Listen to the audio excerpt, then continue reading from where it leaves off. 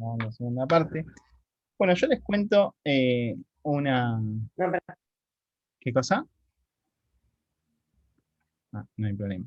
Yo les cuento algo de que me pasa en este curso en particular, que yo tengo la premisa o la creencia de que ustedes hay muchos temas que los saben, entonces como que lo vamos pasando así, ¿no? O sea, lo vamos pasando rápido. Y lo otro que me pasa es que estas clases tienen como bastante contenido. Fíjense que en 40 minutos vimos lo que era una UEFI, lo que era una BIOS, cómo hacer la instalación del sistema operativo, y es mucho contenido para darlo en poco tiempo. Eh, entonces yo lo que les pido es que si hay algo que no queda claro, hay algo que ustedes tienen duda o lo que sea, me pregunten y si lo podemos resolver lo respondemos y si no, buscaremos la forma de evacuarlo. Pero yo como que sigo, pero no sé si vamos bien o no y bueno, eso sí, ustedes me pueden ir orientando, sería interesante. Muy claro, Pablo, muy claro. Bueno, genial. Bueno, listo, continuamos entonces y cualquier cosa me paran. Bien. eh, entonces, la otra cuestión a tener en cuenta es que justamente todos los componentes de la PC, o sea, mother, micro, memoria, disco rígido, unidad óptica, absolutamente todos, van a consumir una cantidad de potencia o una cantidad de energía. Y son parámetros que a mí me gusta tener siempre muy a mano con varias cosas. Una de las cuestiones que tengo que tener a mano, a pesar de que por ahí no conozca la ley de Ohm, no la maneje o no haga los cálculos rápidos, y tiene que ver mucho con la práctica, es con respecto, por ejemplo, a los cargadores de notebook.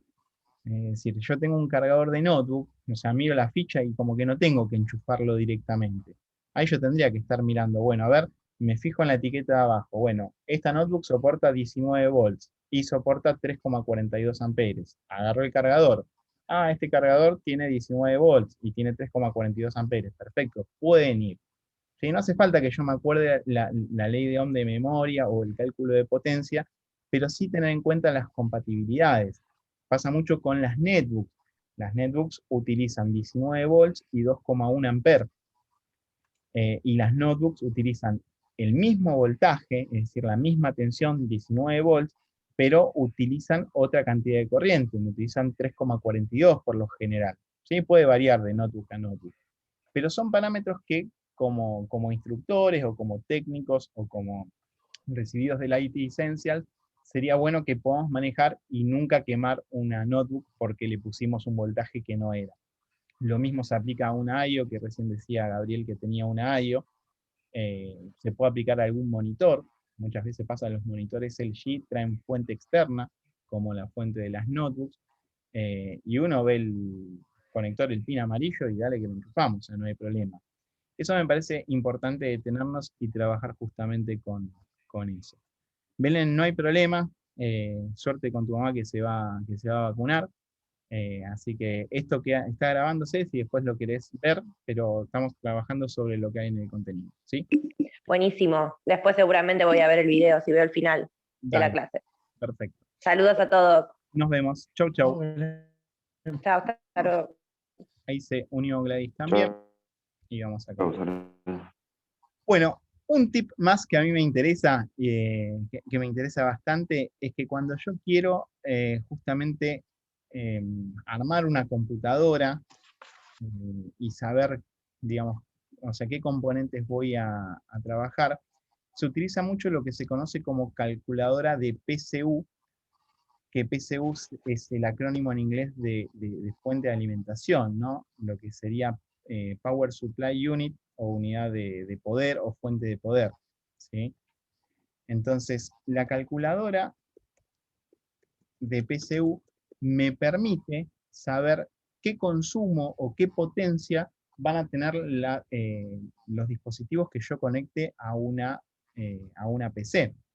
Entonces, fíjense, hay un montón. Ustedes ponen calculadora de PSU, yo ahora les pongo alguna, pero esto es para jugar el domingo a la tarde mientras hacen el asado. Yo puedo elegir, por ejemplo, qué tipo de máquina voy a armar, una máquina de mesa. Voy a ver si voy a trabajar con un procesador AMD o Intel, ¿sí? Vamos a trabajar con un AMD. Acá elijo qué modelo voy a trabajar, qué sé yo, por ejemplo, una 10, si le voy a poner una tarjeta gráfica, miren que están caras, ¿sí? Podemos poner cualquiera de estas. Si le voy a poner uno o dos discos rígidos, vamos a ponerle dos, así hacemos la introducción también al RAID, que es lo que se viene ahora en los temas. Una unidad óptica, que también lo vamos a ver en la práctica para medir.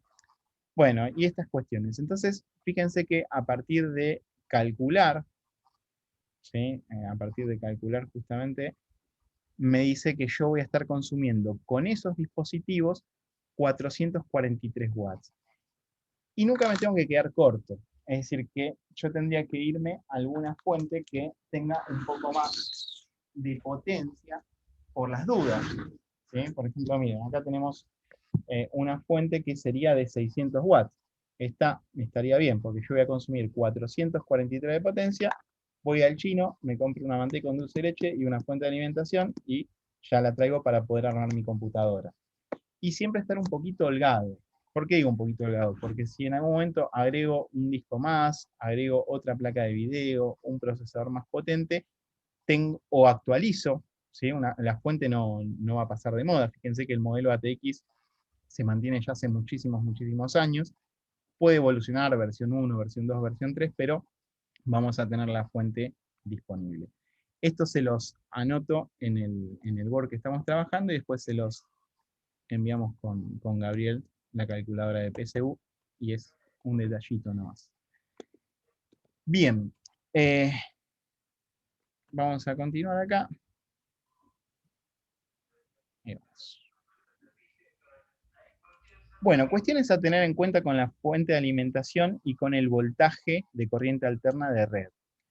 Las fuentes generalmente se fabrican en China, yo creo que no hay otra procedencia de fuentes, por más de que se diseñen en algún otro lugar, ya sean fuentes certificadas, modulares, semimodulares, genéricas, lo que sea, se fabrican en China, y China exporta a todo el mundo. Hay países que no tienen 220 volts como en Argentina, sino que trabajan justamente con la mitad, con 110, y ustedes se pueden encontrar con fuentes de alimentación de este tipo, que según alguna reglamentación eléctrica, quizás Javier me puede dar una mano, esto por aduana está prohibido, digamos. Esto no debería entrar porque hay una norma, una regulación que dice que cualquier dispositivo que venga con posibilidad de cambiar a los 2 voltajes se tiene que modificar y tiene que salir únicamente para 220 volts. Pero vieron que hay cosas que no entran por aduana y todavía se siguen circulando. Entonces, ¿qué pasa? Si yo en algún momento tengo una computadora que no funciona, y yo ya que estoy haciendo el curso de IT Essentials, miro esto que es rojo y veo que esto se puede mover, nunca voy a pasarlo a 110, porque ¿qué va a pasar cuando lo paso a 110? Explota como una bomba. Explota como una bomba, ¿sí? Para mí es bastante negocio porque tendría que vender un par de fuentes nuevas. ¿Sí? Es decir, que si algún alumno en su escuela hace eso, para mí es bastante negocio porque vendo, no sé, 12 o 15 fuentes nuevas y bueno, es algo interesante. Pero nunca tienen que modificarlo porque justamente, como dijo Javier, va a explotar como una bomba. Yo les pego con la gotita, así no lo pueden mover. Claro, bueno, pero hay que tomarse el trabajo de eso. Se puede desconectar también, pero bueno, ya hay que abrir la fuente. Eh, y básicamente lo que digo es esto, cuando exploremos nosotros una fuente, o si en algún momento damos este curso presencial, tener cuidado que si nos encontramos con alguna fuente así, mientras estamos explicando el tema, no venga uno de los alumnos y lo corra y aclararlo de entrada. ¿Sí? Esto es bastante importante a tener en cuenta. Bien, bueno, acá el apunte nos habla acerca de los dispositivos de resguardo, de alimentación, lo que serían básicamente los estabilizadores. Tengan en cuenta que la fuente de la computadora tiene básicamente 4 funciones, o sea, una función es la de distribuir la energía a todos los dispositivos, la otra, como decíamos, es la de rectificar, es decir, pasar de corriente alterna a corriente continua, y también la fuente va a regular y va a estabilizar la tensión. Pero muchas veces nos pasa que nosotros en vez de tener 220 volts, tenemos fluctuaciones y Edenor nos manda 180, 170, sube, baja, y a veces es importante tener en las computadoras algún estabilizador. ¿Qué va a prevenir? Justamente cuando hay baja tensión, poder subirla y si hay algún pico de voltaje que se corte este estabilizador y que no se dañe la computadora. Y como otro dispositivo de seguridad que podemos encontrar son los dispositivos que también van a controlar esos ingresos de baja o sobretensión, pero que además, en el caso de algún corte de luz, va a tener una batería de resguardo, como las luces de emergencia, y me va a dar unos minutos para que yo pueda apagar la computadora y que el sistema operativo no se apague bruscamente, quizás en medio de una actualización o en medio de algo. Prácticas que nos quedan pendientes. Cuando hablamos de la BIOS, ¿sí? Recuerden que la BIOS es un software, y el sistema operativo también es un software, y ustedes recuerdan que tenemos muchos Windows, de acuerdo a las generaciones, ¿no? Tenemos Windows XP, Windows 7, Windows 10, y van evolucionando. Las BIOS también evolucionan, ¿sí? Yo puedo tener una BIOS que no se va a llamar Windows 10 o no se va a llamar Windows 7, pero va a ser una BIOS versión 1.0. A los 6 meses, el fabricante descubre que hay un error en la placa y saca una renovación y va a tener la versión 1.1. Y al año siguiente quizás la 1.3 y por ahí después, el año que viene, no sé, la 2.0. Esas actualizaciones de la BIOS se pueden realizar, uno baja el nuevo firmware de la página del fabricante y lo hace. ¿Y por qué traigo al lugar ese tema? Porque si yo estoy haciendo una actualización de la BIOS y voy al 50% y se corta, ese mother no va a encender nunca más. Gabriel, no me equivoco, ¿no? Éramos tan pobres cuando no teníamos UPS y actualizábamos la BIOS. Y puede pasar eso. Entonces, un UPS nos puede evitar justamente que se interrumpa un proceso importantísimo que nos daría como caso que una placa no funcione más. En el mundo más normal, donde no estamos actualizando una BIOS, muchas veces pasa de que la máquina yo la estoy usando, se corta la luz y después Windows no encendió nunca más. El UPS nos va a prevenir o nos va a ayudar un poco a que eso no pase. Bueno, lo mismo, el UPS se corta la luz y no la puedo usar hasta el miércoles que viene, ¿sí? O sea, la voy a utilizar unos minutos y se va a apagar. Va a depender la potencia, cuántas computadoras puedo alimentar y todo ese tipo de cuestiones. ¿Está bien? Bueno, y acá pasamos a las funciones avanzadas y vamos a empezar a trabajar con estas cosas que traje para mostrar un poco. Y ustedes ya estuvieron trabajando un poco con los distintos componentes, trabajaron con los distintos tipos de procesadores, ¿sí? Saben que hay dos plataformas. ¿Cuáles son las dos plataformas que tenemos hoy día? AMD e Intel. AMD e Intel. Hace muchos, muchos años, en un reino muy lejano, existía Cyrix, que era otra compañía que fabricaba procesadores, pero hoy día son las únicas dos que fabrican procesadores para computadoras personales, podríamos llegar a decirlos. Hay otras empresas como IBM que fabrican procesadores para data centers o para computadoras de tipo servidores. Motorola fabrica procesadores que se denominan procesadores ARM para tablets y para dispositivos distintos, pero las dos plataformas que vamos a tener van a ser, como decía Javier, Intel y AMD. Básicamente, ¿qué diferencia vamos a tener entre estas dos plataformas o entre estas dos arquitecturas? Es que Intel, y lo vamos a anotar en nuestro Word, vamos a poner procesadores, la plataforma de Intel trabaja con un sistema que se conoce como FSB o se denomina Frontside Bus. ¿Qué es este Frontside Bus? Es un cacho de caño, el que ponga cacho de caño en el examen no estará aprobado, pero es un cacho de caño que conecta el procesador con el NOR bridge, ¿sí? La comunicación, o digamos que vamos a tener, se va a denominar en Intel Frontside Bus. Por ahí van a ir todos los datos. Recuerden que si yo escribo en el teclado la palabra hola, ¿sí? Entra por el USB, va al sobridge, va al no bridge, llega al procesador, el procesador decide que va a mandar esa palabra a la pantalla, lo guarda en la memoria, sale por el no bridge, la etapa de video, y yo veo escrito la palabra hola. Todo ese proceso de información que hizo en ese momento se va a trasladar por este sistema o por este canal de frontside bus. Entonces, este canal que vamos a tener va a trabajar a una velocidad, y una cosa que es propia de la arquitectura y propia del sistema es que siempre, siempre, siempre, siempre la velocidad del frontside bus va a ser menor a la velocidad del procesador. Siempre. Entonces, ¿qué me va a causar en algún momento de la vida? Que si yo tengo el procesador más rápido del oeste, el frontside bus siempre se va a quedar chico. Es decir, que yo me voy a comprar una Ferrari y voy a estar el viernes a la tarde en la autopista de Richeri. Y voy a estar igual que un Fiat Palio, ¿sí? O sea, por más de que yo tenga la Ferrari. ¿Por qué? Porque se va a armar un cuello de botella y, digamos, eso me va a traer alguna complicación. Entonces, en esta plataforma yo tengo procesadores que son muchísimo más rápidos, que eso no hay ninguna duda. Es decir, Intel me ofrece procesadores muchísimo, muchísimo más rápidos, pero la estructura o la arquitectura, que viene de los años 70, obviamente muy evolucionada, es la misma y provoca en algún momento cuello de botella. ¿Estoy diciendo de que es una mala arquitectura? No. ¿Estoy diciendo que Intel es malo? Absolutamente no. Lo que estoy diciendo es que hay una cuestión física de velocidades que se ve reflejado justamente en la arquitectura. ¿Qué pasa con la otra plataforma, que es la plataforma de AMD?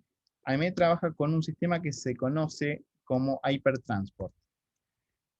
¿Recuerdan con qué se conectaba el puente norte o el no-bridge? El no-bridge se conecta con el Con la procesador, RAM y la placa de video. con la RAM y con la etapa de video, y obviamente con el sobridge, ¿sí? Es decir, se conecta para arriba con el procesador, para abajo con el sobridge, y se conecta con la etapa de video y se conecta con la memoria. Y esa es la función del no-bridge. AMD, cuando incorpora el Hypertransport, lo que hace es que en vez de tener un frontside bus, un solo canal que se conecte con el no-bridge, tiene dos, ¿sí? Uno para lo que es el envío de información y el otro que sería para la recepción. Eso es lo que, digamos, va a prevenir un poco o mitigar un poco es este efecto de cuello de botella. Obviamente que lo va a tener en algún momento cuando yo estoy abriendo un montón de aplicaciones y todo eso, pero lo va a minimizar por la arquitectura. Entonces, ¿qué pasa? Cuando yo comparo un procesador, no sé, un Intel, este dice que funciona a 2,9 GHz, y acá yo tengo una AMD, espero que no sea, bueno, este justamente es la contrapartida, pero que funciona a 2,4, es decir, este funciona a mayor velocidad. Lo que yo puedo hacer es, teniendo un sistema de Hypertransport, voy a poder utilizar dos canales para lo que sea el flujo de información. Procesador es más lento, sí, es más lento, pero funciona igual o funciona mejor, depende para lo que estemos utilizando. Y lo que incorpora este Hypertransport es otra tecnología. Yo lo pongo así porque se llaman así. Después ustedes googlean Hypertransport y le va a aparecer, y cuando googleen Direct Connect, es la tecnología que utiliza AMD para comunicarse con la memoria. Es decir, ¿cómo se comunica AMD con las memorias? No pasa por el no-bridge, sino que se conecta por un canal directo a las memorias. Esa es la ventaja que nos da en la arquitectura global. Hay un montón para charlar de esto, pero vamos a seguir avanzando. Lo que les decía, la velocidad o la potencia que van a tener los CPU se va a medir en megahertz hace mucho tiempo, y ya hace rato se miden en gigahertz. Es decir, esa va a ser la frecuencia que va a tener de procesar la información. Obviamente, también podemos trabajar con arquitecturas de 32 y de 64 bits. Cuestiones a trabajar con esto. ¿Conocen el concepto de overclocking? ¿Saben lo que es el overclocking? Acelerar el procesador. Bien, o cualquier cosa, ¿no? Y a partir de cómo lo acelero, Lo fuerza. lo fuerzo, exactamente, ¿sí?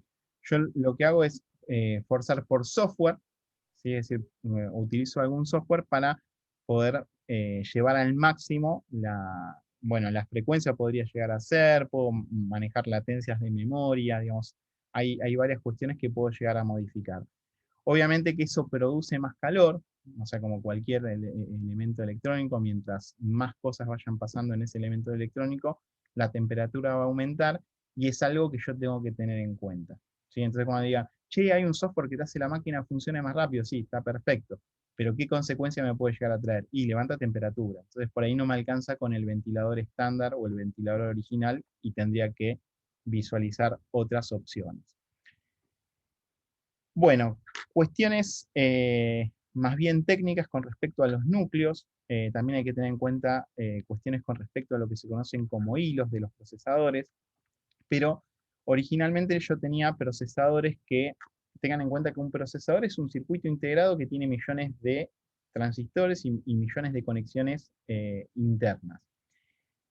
Y el núcleo del procesador es el que se va a encargar de las actividades por ahí más complejas. Si yo viera una placa madre, las placas madres por lo general, ¿cuántos sockets tienen? ¿Cuántos sockets tengo en una placa madre para poner procesador? Uno, ¿sí? O sea, por lo general tengo para poner un solo procesador. Cuando yo pienso en una placa madre de una computadora más potente, de un servidor, hay placas madres que tienen 2, 4 o 6 sockets para poner justamente mayor cantidad de procesadores a esa arquitectura o a esa PC. El concepto de multinúcleo es justamente sintetizar esos 2, 4 o 6 procesadores en una única pastilla. Entonces, cuando yo hablo de un procesador multinúcleo, obviamente que estoy hablando de un procesador que va a ser más potente. ¿Sí? Esa, digamos, es la cuestión que tengo que tener como norte, o fijarme básicamente en eso. Otro concepto que es importante que lo tengan en cuenta es lo que se denomina GPU, que es muy parecido al CPU, pero va a ser el procesador gráfico. ¿Qué es esto del procesador gráfico? Justamente podríamos decirlo, esto no es así, y encima lo estamos grabando, pero podríamos decir que es una placa de video adentro del procesador, ¿sí? No es tan así, en realidad se va a encargar de hacer cuentas de puntos flotantes el procesador, pero podríamos pensar que es como una placa de video dentro del procesador. Cuando hablamos de GPU, estamos hablando de procesador gráfico. Un detalle también para que tengan en cuenta cuando vean memorias o cuando vean tipos de memoria, recuerden que si hablamos de las generaciones más actuales de memoria, hablamos de memorias DDR1, DDR2, bueno, la DDR1 no es tan actual, DDR3, y actualmente estamos trabajando con las DDR4. Muchas veces los alumnos me dicen, profe, quiero comprar una memoria DDR5, ¿no? Y las memorias a veces aparecen así, GDDR5, y está hablando de una memoria gráfica, es decir, la memoria que trae en la placa de video, que nada tiene que ver con, o sea, nada tiene que ver con la memoria RAM. ¿Es claro esa idea? Entonces, cuando hablamos de GPU, estamos hablando justamente de este procesador o acelerador gráfico o calculador de puntos flotantes. Bien, lo que les decía, con respecto a las refrigeraciones, tengan en cuenta que tenemos disipadores o refrigeraciones pasivas, tenemos los ventiladores, creo que esto lo habíamos hablado, creo con ustedes en el primero de los encuentros. Y hay tipos de refrigeraciones un poco más sofisticadas, refrigeración por agua, hay una refrigeración más sofisticada todavía que es por inmersión, que es como meter todo el contenido dentro de una especie de pecera, o criogenia también, que es hielo seco, pero bueno, son cosas que no vamos a utilizar, pero tengan en cuenta de que si yo acelero esta frecuencia del procesador, exijo más al hardware, levanta temperatura. Bien. Bueno, iba a traer un RAID y no lo pude traer para hacer la presentación esta. Y vamos a hablar un poco acerca de este concepto, ¿sí? No es el matamoscas y mosquitos, sino que es una forma de resguardar los datos o de proteger los datos, y en algún momento, o según la configuración que hagamos, de acelerar un poco la máquina, ¿sí? ¿sí? Porque vamos a ver que hay varias formas de trabajarlo. Cuando yo hablo de RAID, de lo que estoy hablando es de trabajar con 2 discos rígidos, ¿sí? ¿Quién quisiera trabajar con 2 discos rígidos? No sé.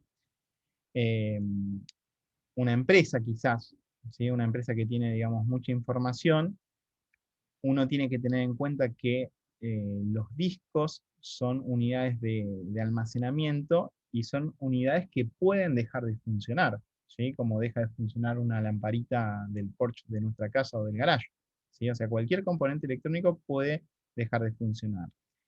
En el caso de los discos, ustedes quizás ya estuvieron trabajando con discos mecánicos, discos SD, discos M2 o los NVMe, que son la nueva versión de discos. En el caso de los discos mecánicos, tienen justamente, yo podría decir que es uno de los únicos dispositivos que tiene desgaste.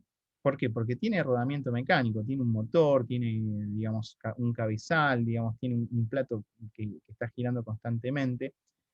Y muchas veces uno quiere tener algún dispositivo de resguardo por las dudas.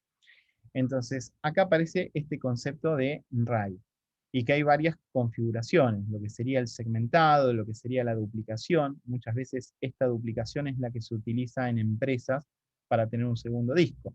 Se clavó un disco, se quemó, sale olor, hace ruido, lo que sea, yo tengo la duplicación exacta de todo lo que se viene trabajando.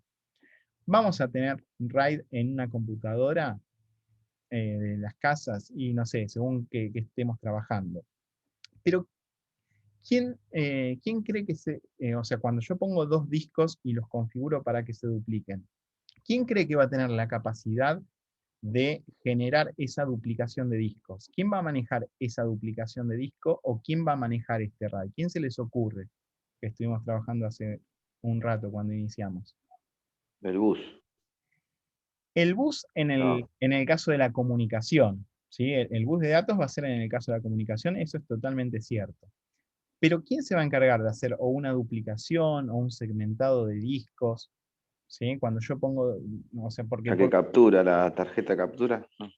no exactamente la tarjeta de captura, vamos acercándonos a la tarjeta, pero va a ser la BIOS o la UEFI, Avíos. Está bien. exactamente, la BIOS Avíos. la que se va a encargar de estas configuraciones de RAID.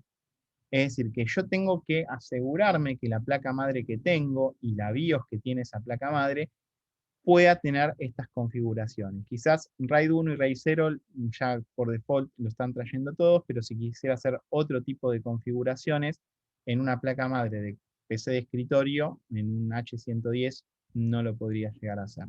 Pero el concepto de RAID es trabajar con 2 discos y que estos discos o se dupliquen o que se vaya grabando una parte en un disco, otra parte en el otro, para que tenga, ahí aparece el bus que decía Gabriel, ¿no?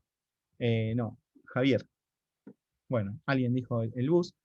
Yo, Gabriel. Claro, entonces al trabajar con 2 bus distintos, yo puedo tener mayor rapidez en la lectura y escritura de esos discos.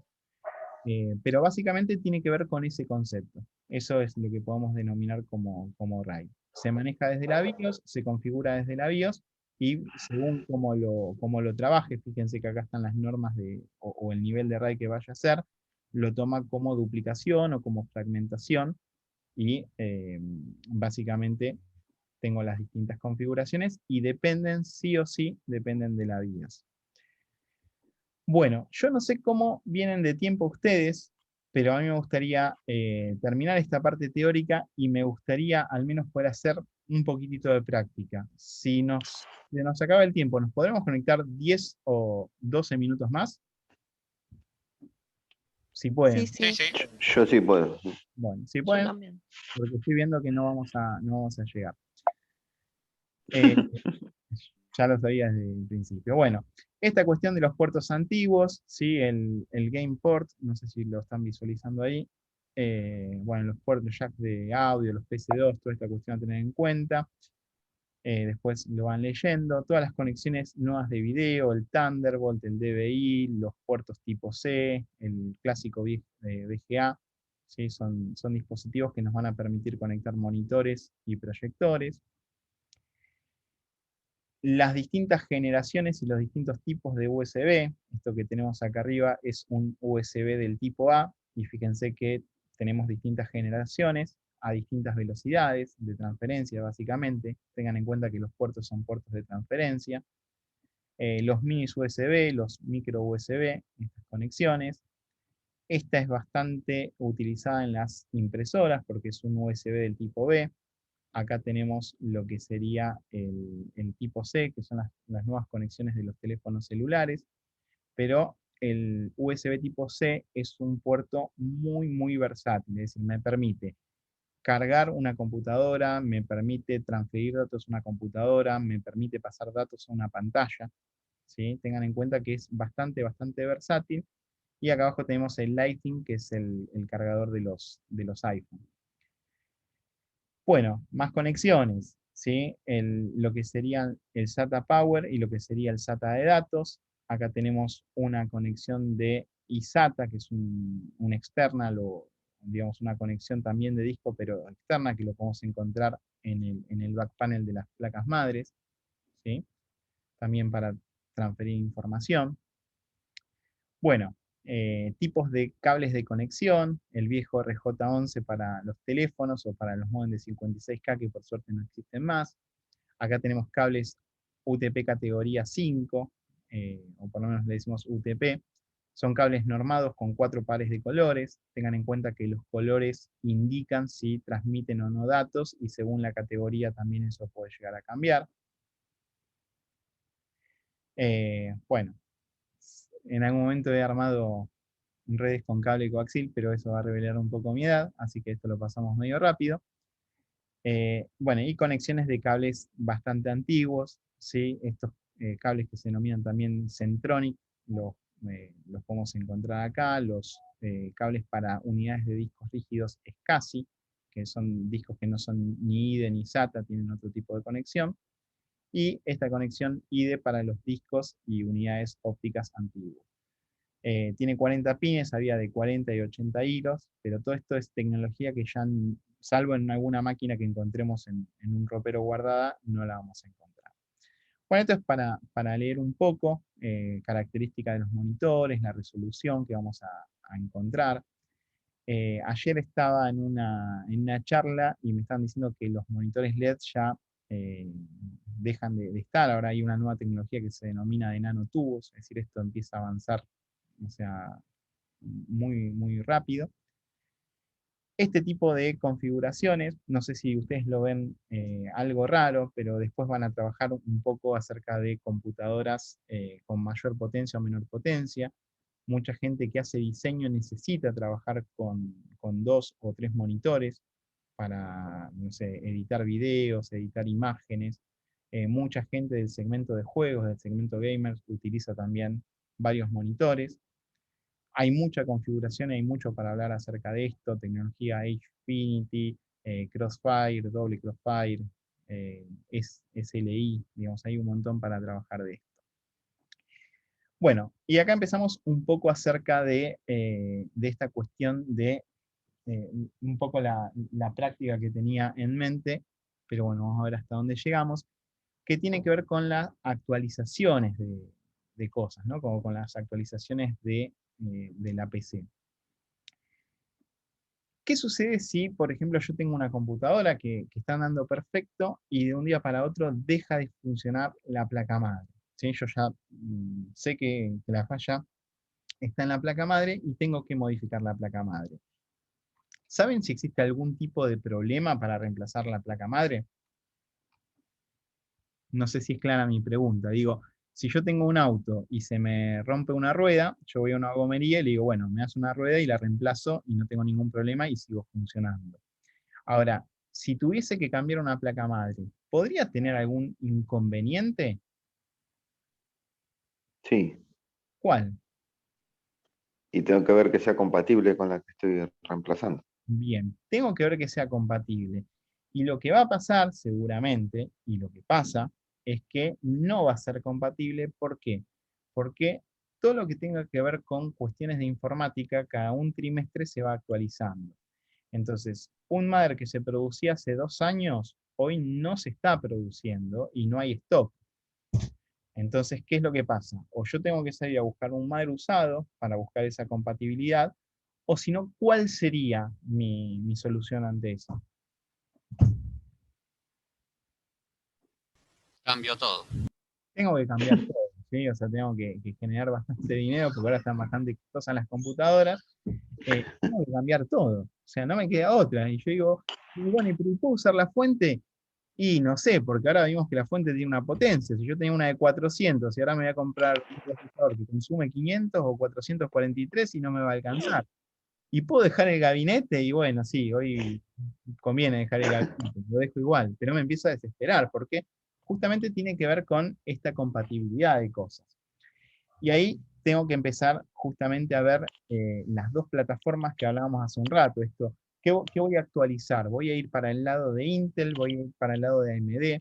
La compatibilidad justamente se produce entre estos dos dispositivos, entre el procesador y la placa madre, porque después la memoria es compatible tanto con una plataforma como con otra plataforma.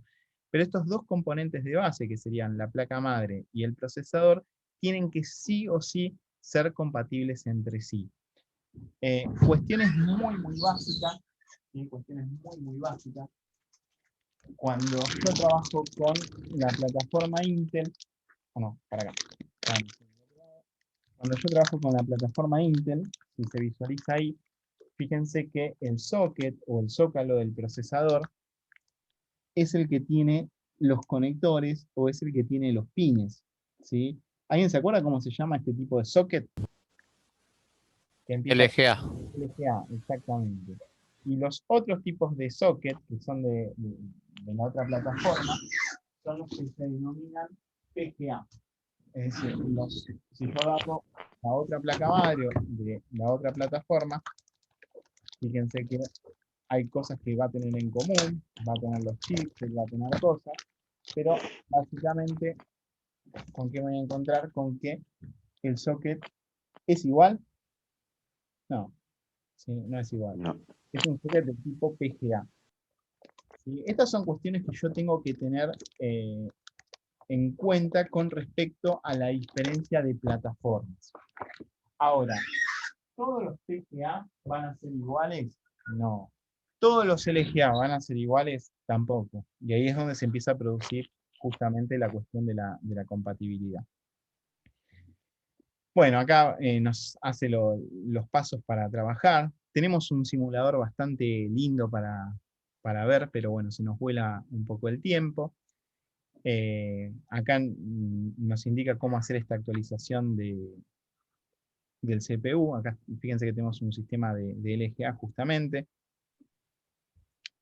Cuestiones a tener en cuenta: es importante contar con pasta térmica. Recuerden que esto no es pasta térmica, pero esto sí, que hay básicamente de dos tipos, ¿sí? Una que es de blanca, que es esta que tenemos acá, que es la más común, la grasa siliconada, y tenemos grasa de plata para otro tipo de componentes.